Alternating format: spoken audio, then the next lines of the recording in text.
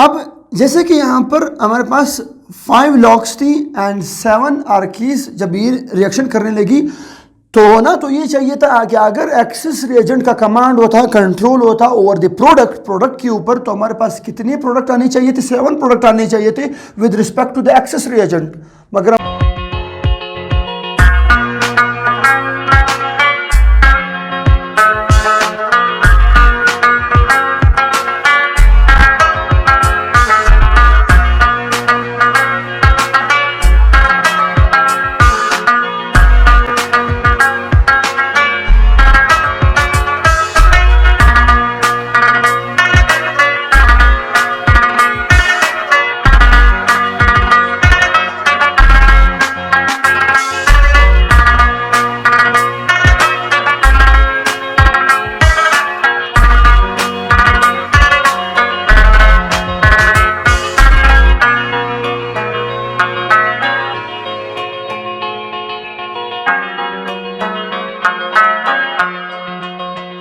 Hello अस्सलाम वालेकुम, कैसे हैं आप सब? उम्मीद करता हूँ आप लोगों की ज़िंदगी अच्छी होगी, ऊपर से भी सुपर होगी, सुपर से भी ऊपर होगी। And today is our lecture about the limiting reactant and excess reactant. Limiting reagent और एक्सेसिव रिएजेंट की बात चूँकि हम अपने सिलेबस को ले जा रहे हैं from the first chapter stoichiometry, उसमें हम कुछ टॉपिक्स करते जाएंगे मगर सीक्वेंस वाइज, क्योंकि अक्सर लड़कों का मैसेजेस आ रहे थे कि सर आप काइंडली सीक्वेंस वाइज स्टार्ट कर लें, मगर सीक्वेंस वाइज मैं सारे नहीं कर सकता सारे लेक्चर। हाँ, जो हॉट टॉपिक्स होती हैं वो हम करते चले जाएंगे, सारे सिलेबस को नहीं कर सकते, हमारे पास टाइम इतना नहीं है। सो जो मुश्किल कॉन्सेप्ट हम उनको करते चले जाएंगे इन अ वेरी ईजी वे, बहुत अच्छे अंदाज में, बहुत सूटेबल अंदाज में हम करते जाएंगे इंशाल्लाह। So stay tune with us and stay connected with us. Kindly YouTube channel को सब्सक्राइब कीजिएगा, मेरा यूट्यूब चैनल भी है और मेरा फेसबुक पेज भी है। यूट्यूब चैनल मेरा है दुर केमिस्ट ऑफिशियल के नाम से और फेसबुक पेज में मेरा दुर केमिस्ट ऑफिशियल के नाम से है, दोनों दुर केमिस्ट ऑफिशियल के नाम से मैं चला रहा हूँ। फेसबुक पेज पे मेरे हैं 12,000 फॉलोअर्स और यूट्यूब पे है मेरे 2,000 फॉलोअर्स। तो काइंडली आप सब्सक्राइब कर सकते हैं मेरे यूट्यूब चैनल को भी और लाइक कर सकते हैं मेरे फेसबुक पेज को भी। ठीक है जी, thank you so much. Let's move for the topic. Limiting reactant and excess reagent are excessive reagent. पहले जरा इनके नाम पे फोकस करते हैं, गौर करते हैं। लिमिटिंग रिएक्टेंट, लिमिटिंग रिएक्टेंट से मुराद है, लिमिटिंग रिएक्टेंट से मुराद है महदूद, कम। एंड एक्सेस रिएजेंट से मुराद है, एक्सेस रिएजेंट से मुराद है, एक्सेस रिएजेंट से मुराद है ज्यादा, ला महदूद, ला महदूद। सो ऐसा रिएजेंट जो हमने ज़्यादा मिकदार में लिया हुआ हो उसे हम बोलेंगे एक्सेस रिएजेंट, और जो हमने कम मिकदार में लिया हुआ हो उसे हम बोलेंगे लिमिटिंग रिएक्टेंट। जो कम मिकदार में वो लिमिटिंग, जो ज़्यादा मिकदार में वो एक्सेस।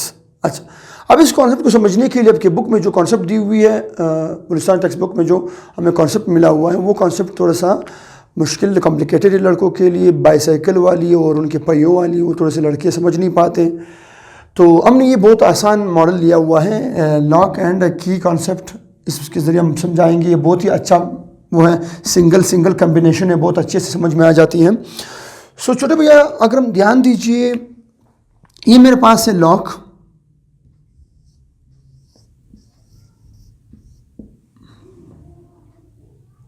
और ये मेरे पास है keys.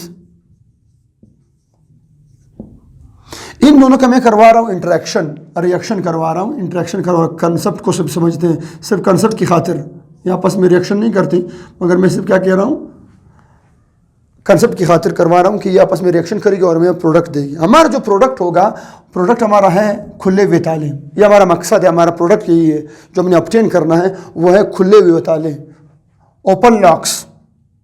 Open locks are the product. चले जी, सपोज करते हैं मैंने उठाए हुए हैं 5 locks and 7 keys, 5 locks and 7 keys.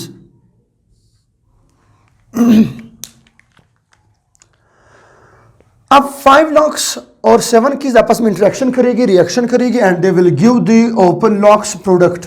मगर जब हम देखते हैं तब जब ये आपस में रिएक्शन करती हैं तो आ जाती है हमारे पास 5 प्रोडक्ट आ जाती हैं।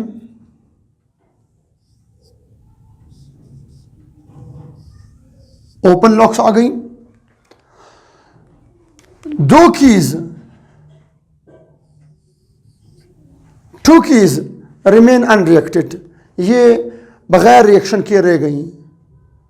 तो इस रिएक्शन से, इस कॉन्सेप्ट से ये साबित हुआ कि जो रिएजेंट, जो रिएक्टेंट हम ज़्यादा मिकदार में ले लें,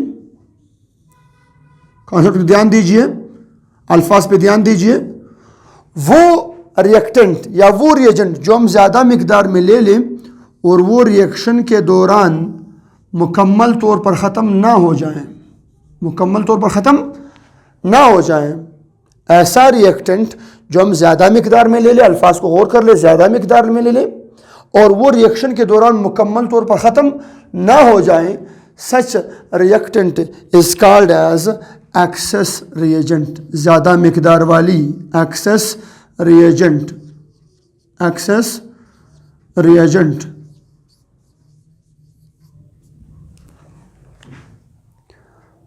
एक्सेस से मुराद ज़्यादा, जो ज़्यादा मिकदार में लिया हो। एंड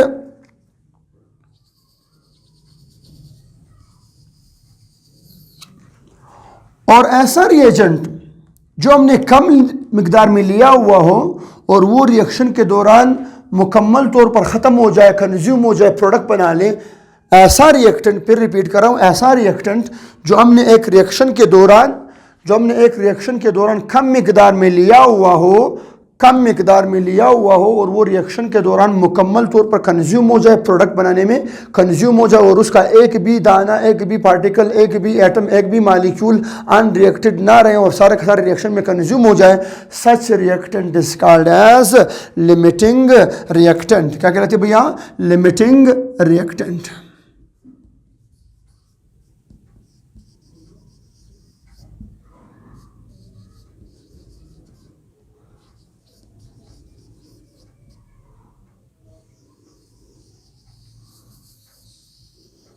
सो इससे मुराद है कि हमने ताले यहाँ पर 5 हैं locks and the keys are 7।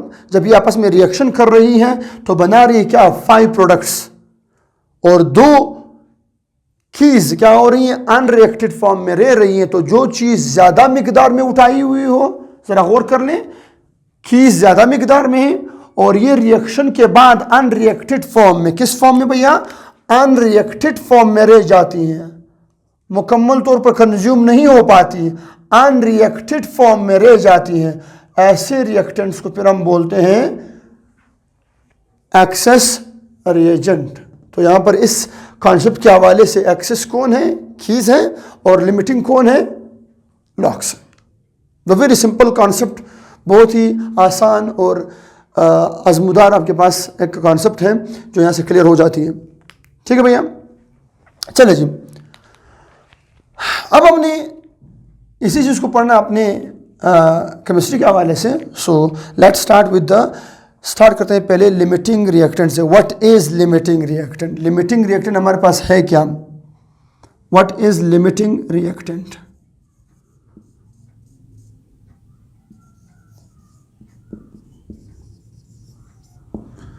Limiting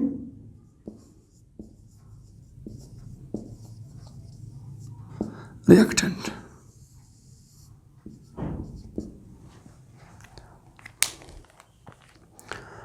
उस लेक्चर रख मैं दोनों की पिक्चर वाखर। लिमिटिंग रिएक्टेंट से क्या मुराद है? A chemical reactant, a chemical reactant which is taken in less amount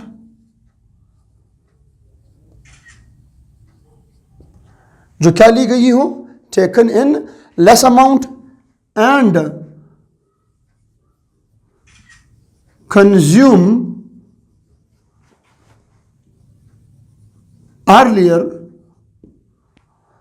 and consume earlier, और जल्दी खत्म हो जाए, इज कॉल्ड लिमिटिंग रिएजेंट या limiting reactant. So a chemical reactant, वो केमिकल स्पीशी, वो केमिकल रिएक्टेंट जो हमने क्या ली हुई हो, which is taken in less amount, जो हमने कम मिकदार में ली हुई हो। ये 7 है, ये 5 है, तो ये कम मिकदार में ली हुई हो। तो a chemical reactant which is taken in less amount, जो हमने कम मिकदार में ली हुई हो, और कंज्यूम अर्लियर या कंज्यूम कंप्लीटली, जो मुकम्मल तौर पर या जल्दी खत्म हो जाए। तो कौन जल्दी खत्म हुआ, देखिए लॉक सारे कंप्लीटली कंज्यूम हो गए रिएक्शन के दौरान। Such reaction is called as, such reactant is called as limiting reactant. क्या कहलाते भैया, लिमिटिंग रिएक्टेंट कहलाते। क्लियर है भैया यहाँ से? चलो जी, अब लिमिटिंग रिएक्टेंट के कुछ पॉइंट्स लिखते हैं जो आप लोगों के लिए ज़रूरी एंट्री टेस्ट के हवाले से और एग्जाम के हवाले से भी ज़रूरी आप लोगों से पूछी जा सकती है। लिमिटिंग रिएक्टेंट और एक्सेस रिएजेंट। अच्छा शाबाश। लिमिटिंग रिएक्टेंट, पहली बात, it is always taken in less amount. किस अमाउंट में है? लेस अमाउंट में, पहली बात। सेकंड बात, it consumes earlier,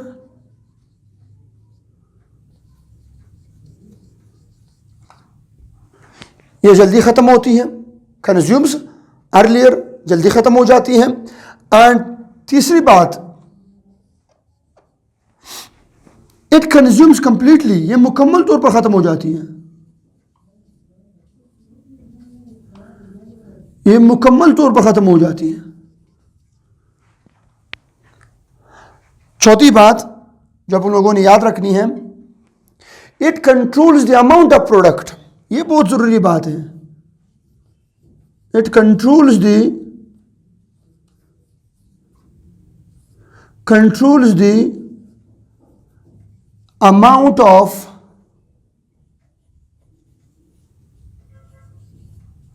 product. Limiting reactant जो है वो प्रोडक्ट की मिकदार को कंट्रोल करता है, प्रोडक्ट की मिकदार को कंट्रोल करता है। फॉर एग्जाम्पल कैसे, मतलब अब जैसे कि यहां पर हमारे पास 5 लॉक्स थी एंड 7 आर्कीज, जब ये रिएक्शन करने लगी तो ये चाहिए था कि अगर एक्सेस रिएजेंट का कमांड होता है, कंट्रोल होता ओवर द प्रोडक्ट के ऊपर, तो हमारे पास कितने प्रोडक्ट आने चाहिए थे? 7 प्रोडक्ट आने चाहिए थे with respect to the excess reagent. मगर हमारे पास कितने प्रोडक्ट आई? 5 प्रोडक्ट। 5 प्रोडक्ट क्यों आए? क्योंकि रिएक्टेंट 5 है। कौन सा रिएक्टेंट? लिमिटिंग। जितना लिमिटिंग, याद रखिए, जितना लिमिटिंग रिएक्टेंट होगा, सुन ले सब, जितना लिमिटिंग रिएक्टेंट की मिकदार होगी उतनी क्या बनेगी? प्रोडक्ट बनेगी। तो क्या बनेगी भैया? प्रोडक्ट। जितनी लिमिटिंग रिएक्टेंट की मिकदार होगी उतनी क्या बनेगी? प्रोडक्ट। एक्सेस रिएजेंट का भले ही पहाड़ जितना हो, बड़े ही समंदर जितना हो, बड़ी ही एक आपके पास एक टैंकी जितना रिएक्टेंट हो, मगर उसका कोई कमाल नहीं होता। कमाल, सारा का सारा कमाल किसका होता है? लिमिटिंग का होता है। So limiting controls the amount of product. ये क्या करती है? प्रोडक्ट की मिकदार को कंट्रोल करती है। और जो चीज प्रोडक्ट की मिकदार को कंट्रोल करती है, हमने इसी चैप्टर में पढ़ा हुआ था, जो चीज प्रोडक्ट की मिकदार को कंट्रोल करती है, रिएक्टेंट, जो रिएक्टेंट प्रोडक्ट की मिकदार को कंट्रोल करता है, उसे हम नाम देते हैं स्टोइचियोमेट्रिक। मतलब उसे स्टोइचियोमेट्री, अमाउंट ऑफ प्रोडक्ट का अंदाजा होता है। तो अमाउंट ऑफ प्रोडक्ट का अंदाजा कहां से हो रहा है? लिमिटिंग की मिकदार से हो रहा है। जितना लिमिटिंग होगा उतना प्रोडक्ट होगा। तो हम लिख सकते हैं कि amount of product, amount of product, हम लिख सकते हैं amount of product is directly proportional to the amount of limiting reactant. Amount of limiting reactant, जितनी लिमिटिंग रिएक्टेंट की मिकदार उठाओगे, जितनी लिमिटिंग रिएक्टेंट की मिकदार उठाओगे उतना अमाउंट ऑफ प्रोडक्ट बनेगा। और जितनी लिमिटिंग रिएक्शन की मिकदार कम उठाओगे उतना आपका प्रोडक्ट क्या बनेगा, कम बनेगा, ये याद रखना।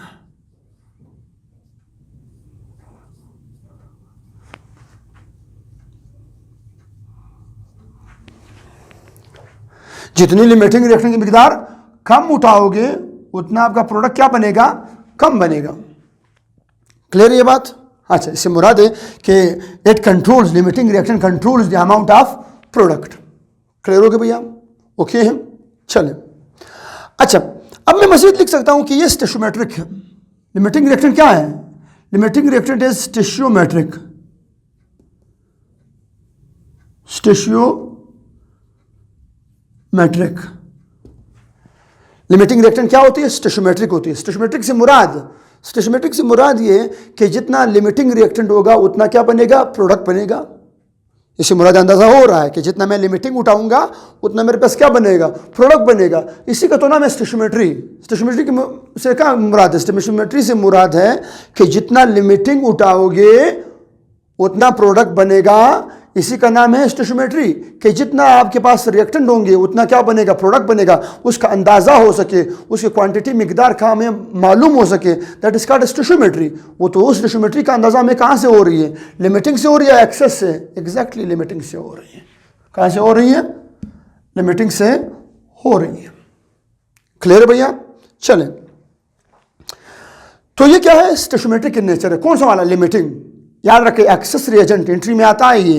अभी से बता दूं, एनएमडी केट में, पीएमसी के टेस्ट में ये आता है कि लिमिटिंग और एक्सेस में कौन सा वाला स्टेशियोमेट्रिक है, कौन सा नॉन स्टेशियोमेट्रिक है। तो लिमिटिंग हमारे पास स्टेशियोमेट्रिक है। Limiting reactant is stoichiometric. अगर कोई पूछे क्यों, तो आंसर आपका होना चाहिए कि क्योंकि स्टेशियोमेट्रिक इस वजह से कहते हैं क्योंकि लिमिटिंग रिएक्टेंट जो है, जितना हम लिमिटिंग उठाएंगे उतना प्रोडक्ट बनेगा, और जितना प्रोडक्ट बना हुआ है हमें फौरन अंदाजा मिल जाएगा कि उतना आपके पास क्या था, लिमिटिंग था। तो ये दोनों एक दूसरे की मिकदार को बता रही होती है। इसी का तो नाम है स्टेशियोमेट्री। क्लियर है भैया? चले, अब स्टेशियोमेट्री के बाद हम एक बात और कह सकते हैं कि limiting reactant gives the less amount of product. It gives the less amount of product. Less product, it gives less product. ये क्या देती है भैया? लेस प्रोडक्ट देती है। हाँ, एग्जैक्टली ये लेस प्रोडक्ट देती है। अगर मैं यहां से देखूं, इनको रिएक्शन में करवा रहा हूं, तो अगर मैं एक्सेस को देखूं तो एक्सेस ने कितने प्रोडक्ट लाने चाहिए थे? 7 प्रोडक्ट लाने चाहिए थे एक्सेस ने, मगर नहीं, 7 प्रोडक्ट नहीं आए। कितने आए? 5 प्रोडक्ट। ये प्रोडक्ट डिक्रीज क्यों हुई, कम क्यों हुई? हालांकि 7 आने चाहिए थे, प्रोडक्ट्स कम क्यों हुई? इसकी वजह सिर्फ और सिर्फ ये है लिमिटिंग रिएक्टेंट की अमाउंट। तो लिमिटिंग रिएक्टेंट हमेशा क्या देती है? कम मिकदार देती है। लिमिटिंग रिएक्शन हमेशा क्या देती है? कम अमाउंट ऑफ प्रोडक्ट देती है। So it always gives less amount of product. It always give less amount of product. ठीक है जी भैया, ये तकरीबन आपके पास कुछ पॉइंट्स थे। अब लिमिटिंग रिएक्टेंट के बाद हम जाएंगे एक्सेस रिएजेंट की तरफ। Now what is excess reagent? सारे यही पॉइंट्स हैं, मगर इनके हम उस मुतजाद में जाएंगे, इसके उलट में जाएंगे। सारे यही पॉइंट्स हैं, मगर ये पॉइंट्स वहाँ पर हम उलट बोलेंगे तो आपके पास क्या बन जाएगा? एक्सेस रिएजेंट बन जाएगा। सो लिख ले शाबाश, इसका वो ले लें, आपके पास स्क्रीनशॉट ले लें ताकि फिर हम आगे मूव कर सकें। अब जैसे कि यहाँ पर हमारे पास 5 लॉक्स थी एंड 7 आर्कीज जब ये रिएक्शन करने लगी तो ना, तो ये चाहिए था कि अगर एक्सेस रिएजेंट का कमांड होता है, कंट्रोल होता ओवर द प्रोडक्ट के ऊपर, तो हमारे पास कितने प्रोडक्ट आने चाहिए थे? 7 प्रोडक्ट आने चाहिए थे with respect to the excess reagent. मगर हमारे पास कितने प्रोडक्ट आई? 5 प्रोडक्ट। 5 प्रोडक्ट क्यों आई? क्योंकि रिएक्टेंट 5 है। कौन सा रिएक्टेंट? लिमिटिंग। जितना लिमिटिंग, याद रखिए, जितना लिमिटिंग रिएक्टेंट होगा, सुन ले सब, जितना लिमिटिंग रिएक्टेंट की मिकदार होगी उतनी क्या बनेगी? प्रोडक्ट बनेगी। तो क्या बनेगी भैया? प्रोडक्ट। जितनी लिमिटिंग रिएक्टेंट की मिकदार होगी उतनी क्या बनेगी? प्रोडक्ट। एक्सेस रिएजेंट का भले ही पहाड़ जितना हो, बड़े ही समंदर जितना हो, बड़ी ही एक आपके पास एक टैंकी जितना रिएक्टेंट हो, मगर उसका कोई कमाल नहीं होता। कमाल, सारा का सारा कमाल किसका होता है? लिमिटिंग का होता है। So limiting controls the amount of product. ये क्या करती है? प्रोडक्ट की मिकदार को कंट्रोल करती है। और जो चीज़ प्रोडक्ट की मिकदार को कंट्रोल करती है, हमने इसी चैप्टर में पढ़ा हुआ था, जो चीज़ प्रोडक्ट की मिकदार को कंट्रोल करती है, रिएक्टेंट जो रिएक्टेंट प्रोडक्ट की मिकदार को कंट्रोल करता है, उसे हम नाम देते हैं स्टोइचियोमेट्रिक। मतलब उसे स्टोइचियोमेट्री अमाउंट ऑफ प्रोडक्ट का अंदाजा होता है। तो अमाउंट ऑफ प्रोडक्ट का अंदाजा कहां से हो रहा है? लिमिटिंग की मिकदार से हो रहा है। जितना लिमिटिंग होगा उतना प्रोडक्ट होगा। तो हम लिख सकते हैं कि amount of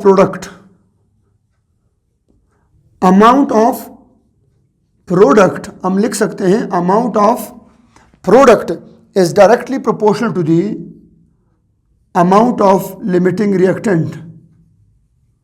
amount of limiting reactant, जितनी लिमिटिंग रिएक्टेंट की मिकदार उठाओगे, जितनी लिमिटिंग रिएक्टेंट की मिकदार उठाओगे उतना अमाउंट ऑफ प्रोडक्ट बनेगा। और जितनी लिमिटिंग रिएक्टेंट की मिकदार कम उठाओगे उतना आपका प्रोडक्ट क्या बनेगा? कम बनेगा। ये याद रखना।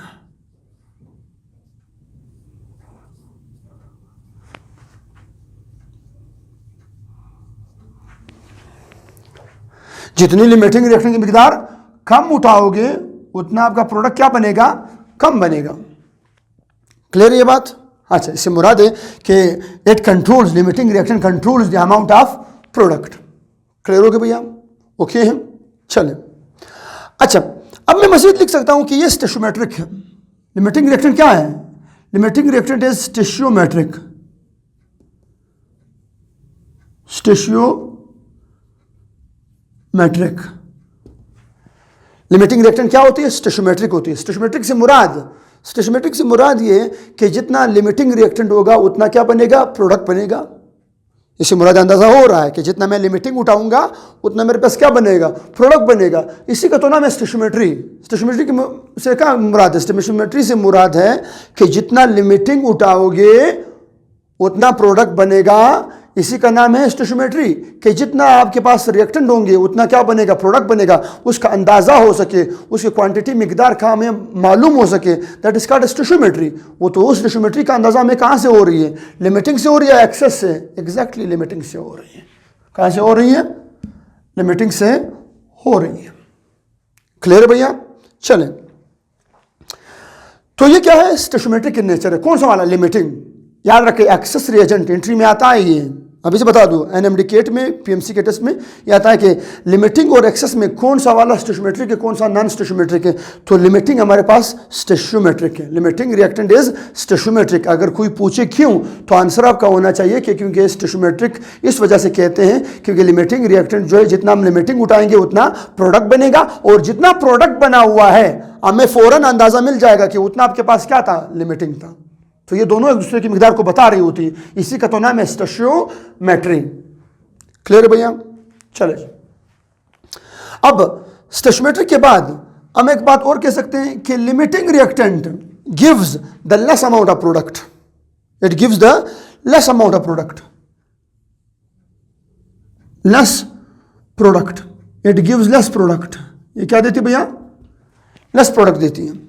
हाँ, एग्जैक्टली ये लेस प्रोडक्ट देती है। अगर मैं यहां से देखूं, इनको रिएक्शन में करवा रहा हूं, तो अगर मैं एक्सेस को देखूं तो एक्सेस ने कितने प्रोडक्ट लाने चाहिए थे? 7 प्रोडक्ट लाने चाहिए थे एक्सेस ने, मगर नहीं, 7 प्रोडक्ट नहीं आए। कितने आए? 5 प्रोडक्ट। ये प्रोडक्ट डिक्रीज क्यों हुई? कम क्यों हुई? हालांकि 7 आने चाहिए थे, प्रोडक्ट्स कम क्यों हुई? इसकी वजह सिर्फ और सिर्फ ये है लिमिटिंग रिएक्टेंट की अमाउंट। तो लिमिटिंग रिएक्टेंट हमेशा क्या देती है? कम मिकदार देती है। लिमिटिंग रिएक्शन हमेशा क्या देती है? कम अमाउंट ऑफ प्रोडक्ट देती है। So it always gives less amount of product. It always give less amount of product. ठीक है जी भैया, ये तकरीबन आपके पास कुछ पॉइंट्स थे। अब लिमिटिंग रिएक्टेंट के बाद हम जाएंगे एक्सेस रिएजेंट की तरफ। Now what is excess reagent? सारे यही पॉइंट्स हैं, मगर इनके हम मुतजाद में जाएंगे, इसके उलट में जाएंगे। सारे यही पॉइंट्स हैं, मगर ये पॉइंट्स वहाँ पर हम उलट बोलेंगे तो आपके पास क्या बन जाएगा? एक्सेस रिएजेंट बन जाएगा। सो लिख ले शाबाश, इसका वो ले लें, आपके पास स्क्रीनशॉट ले लें ताकि फिर हम आगे मूव कर सकें।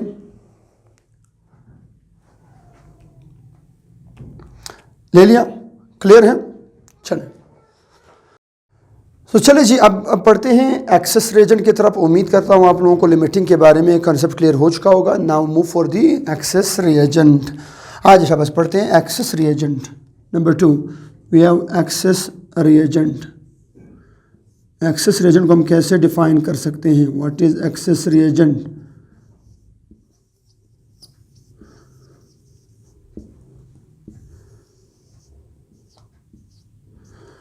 Access reagent,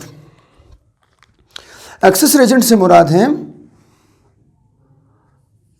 a chemical reactant, a chemical reactant which is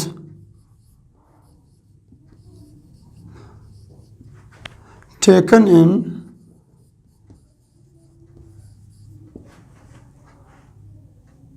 greater amount, जो ज़्यादा मिकदार में ली गई हो,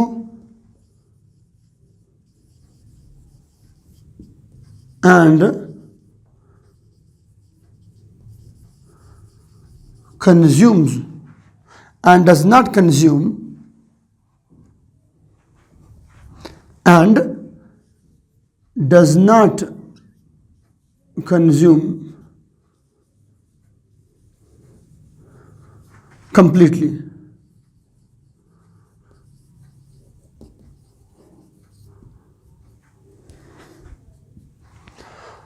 A chemical reactant which is taken in greater amount, जो किस में ली गई हो? ग्रेटर अमाउंट में ली गई हो, and consume and does not consume completely, और मुकम्मल तौर पर रिएक्शन के दौरान ख़त्म ना हो जाए। Such reactant is called as excess reagent. नाम से मालूम है ज़्यादा मिकदार वाली, ज़्यादा किसी भी रिएक्शन में जो ज़्यादा मिकदार मिली हुई उसे हम क्या बोलेंगे? एक्सेस रिएजेंट बोलेंगे। क्लियर है बात? चले जी, अब स्टार्ट करते हैं भैया उसके एक्सेस रिएजेंट के कुछ पॉइंट्स। जिस तरह यहाँ पर हमारे पास क्या था? एक्सेस रिएजेंट था कौन? कीज। तो की क्या थी? कीज आपके पास एक्सेस रिएजेंट थी। इन्होंने रिएक्शन किया मगर रिएक्शन के बाद भी ये क्या हो गई? इजाफी मिकदार में बच गई। तो ऐसी रिएक्टेंट जो इजाफी मिकदार में बच जाती है और मुकम्मल तौर पर कंज्यूम नहीं हो पाती है एक रिएक्शन में, उसे हम बोलते हैं एक्सेस रिएजेंट। सो एक्सेस रिएजेंट पहले बात ये क्या होती है? ये ग्रेटर अमाउंट में होती है, वो लेस अमाउंट में होती है। ये क्या थी? ग्रेटर अमाउंट या हायर अमाउंट। दूसरी बात,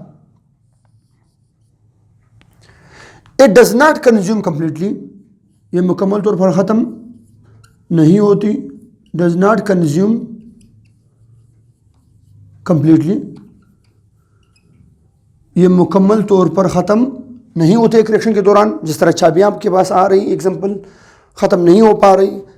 तीसरा point, it does not control the amount of product, ये प्रोडक्ट की मिकदार को कंट्रोल नहीं करता। जितना प्रोडक्ट बनता है इसके कंट्रोल में नहीं है, क्योंकि ये ज़्यादा मिकदार मिली गई और प्रोडक्ट कम बन रहा है। कौन बना रहा है? लिमिटिंग बना रहा है। तो प्रोडक्ट की मिकदार के साथ एक्सेस रिएजेंट का कोई काम नहीं होता। लिख ले, it does not control, does not control the amount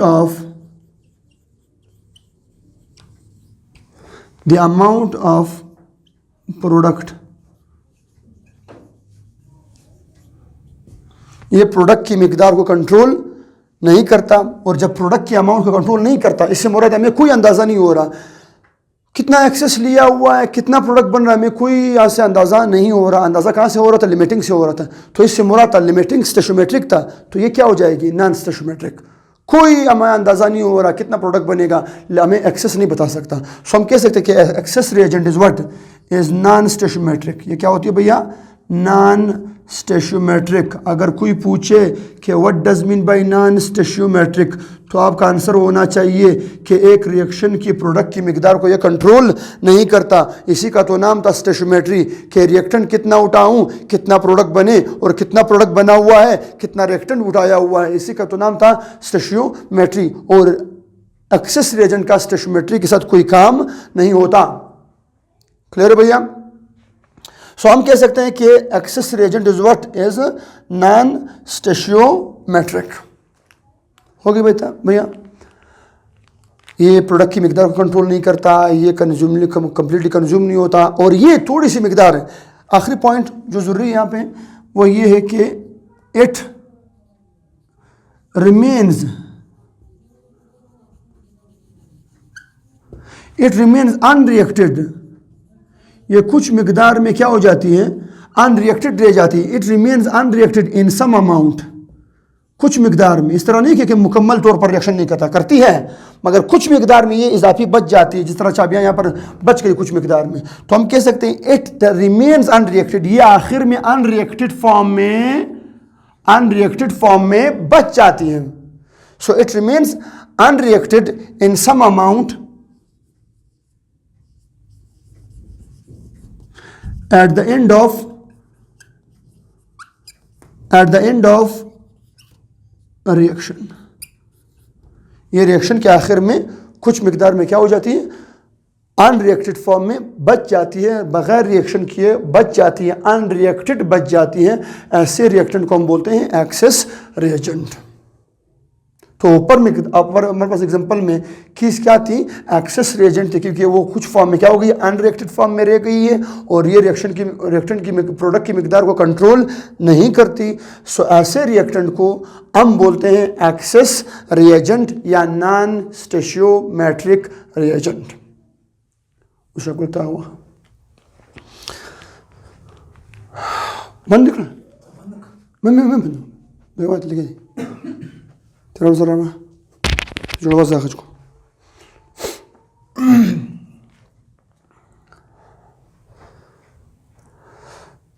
तो इससे डिस्कशन से ये क्लियर हुआ कि लिमिटिंग रिएक्टेंट और एक्सेस रिएजेंट में हमारे पास जो एक्सेस रिएजेंट हैं, ये जो एक्सेस रिएजेंट हमारे पास मौजूद हैं, this access reagent does not control the amount of product, so we can say this excess reagent is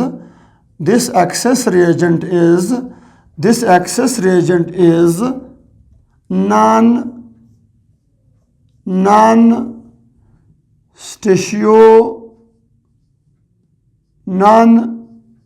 स्टेशियोमेट्रिक।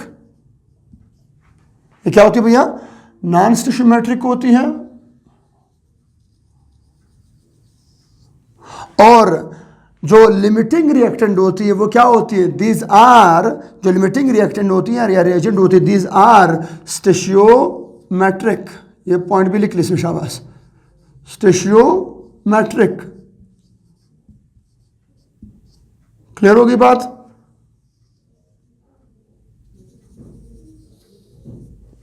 चलो जी, ये तो आप लोगों के पास आज का कॉन्सेप्ट था about the limiting reactant and excess reagent. उम्मीद करता हूँ आप लोगों को इस कॉन्सेप्ट से क्लियर हो चुका होगा। अब चलते हैं एक केमिकल रिएक्शन की तरफ, ताकि हम केमिकल रिएक्शन से ज़रा समझ जाएं कि एक केमिकल रिएक्शन में एक लिमिटिंग रिएक्टेंट क्या होती है और एक एक्सेस रिएजेंट क्या होती है। तो हम अब ज़रा हमने ये रिएक्शन लिया हुआ है जस्ट फॉर अंडरस्टैंडिंग, सही है, सिर्फ अंडरस्टैंडिंग की खातिर। 2H2 मिलती हैं O2 के साथ, बनाती हैं 2H2। हम जानते हैं क्या बनाती है भैया, 2H2। 2 हाइड्रोजन मिलती हैं एक ऑक्सीजन के साथ, ऑक्सीजन एटम के साथ। 2 हाइड्रोजन एटम मिलती हैं एक ऑक्सीजन एटम के साथ और बनाती है क्या, 1H2O। एक H2O बना देगी। और दूसरा molecule of the hydrogen will react with the oxygen atoms, second oxygen atom, and they will give 2 water molecules. आगे भैया 2 मोल्स ऑफ वाटर। अब लेट्स सपोज रिएक्शन में हमने क्या लिया हुआ है, हमने हाइड्रोजन मॉलिक्यूल 2 नहीं बल्कि 3 लिए हुए हैं। कितने लिए हुए हैं, 3 मॉलिक्यूल। तो 2 तो आ गई, एक इस ऑक्सीजन के साथ और एक मॉलिक्यूल इस ऑक्सीजन के साथ मिला, बना लिया उन्होंने क्या, 2H2O। ये जो इजाफी हाइड्रोजन आपने लिया हुआ है, इससे मुराद है आपने हाइड्रोजनों की मिकदार ज़्यादा ली हुई है, हाइड्रोजनों की मिकदार ज़्यादा ली हुई है। हाइड्रोजनों की मिकदार ज़्यादा लेने की वजह से क्या हो जाएगा, अब इतने मज़ीद हमारे पास कोई और ऑक्सीजन है नहीं ताकि वो इस एक्सेस रिएजेंट के साथ, इस एक्सेस हाइड्रोजन के साथ क्या कर सके, रिएक्शन कर सके, क्योंकि ऑक्सीजनों की मिकदार लिमिटिंग है, लिमिटेड है, कम ली हुई हमने। तो क्या हो जाएगी, ऑक्सीजन मुकम्मल तौर पर ख़त्म होगी, मगर हाइड्रोजनों की ये वाला जो हाइड्रोजन जो हमने लिया हुआ है, मगर ये क्या है, ये इजाफी है। सो ये क्या हो जाएगा, ये इजाफी फॉर्म में बच जाएगा at the end of reaction, और ये रिएक्शन में हिस्सा नहीं लेगा। तो ऐसे रिएक्टेंट ध्यान दीजिए, ऐसे रिएक्टेंट, अब इस एग्जांपल में ऐसे रिएक्टेंट जो रिएक्शन के दौरान मुकम्मल तौर पर ख़त्म ना हो जाए और रिएक्शन के आखिर में क्या हो जाए, बच जाए, उसका नाम हमने क्या रखा था, एक्सेस रिएजेंट। तो हमारे पास एक्सेस रिएजेंट इस वक्त क्या है, hydrogens are here the excess reagents. कौन से रिएजेंट से भैया, एक्सेस रिएजेंट। क्लियर है। और ऐसी रिएक्टेंट जो हमने ली हुई थी मगर वो मुकम्मल तौर पर क्या हो गई, कंज्यूम हो गई, प्रोडक्ट बनाने में मुकम्मल तौर पर क्या हो गई, कंज्यूम हो गई, और इसने प्रोडक्ट की मिकदार को भी कंट्रोल कर लिया। Such reactant is called as limiting reactant. क्या कहलाती है भैया, it is called as limiting reactant. तो इस एग्जांपल में हमारे पास जो ऑक्सीजन है, oxygen molecule is the limiting reactant.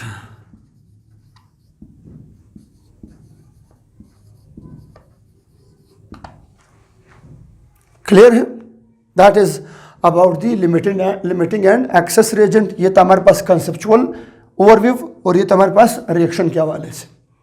ठीक है जी। अब इस लिमिटिंग और एक्सेस कॉन्सेप्ट में एंट्री टेस्ट के हवाले से क्या क्वेश्चन बनते हैं वो मैं आपको दूसरी वीडियो में ला के दे दूंगा, उसको एक्सप्लेन कर लूँगा कि लिमिटिंग और एक्सेस रिएजेंट से एंट्री टेस्ट में कौन से क्वेश्चन बनते हैं, दो अंदाज में क्वेश्चन बनते हैं, वो दोनों के दोनों इंशाल्लाह मैं एक्सप्लेन कर दूंगा in my next lecture regarding the limiting and excess reagent. So second हमारे पास जो third lecture about the limiting about the stoichiometry.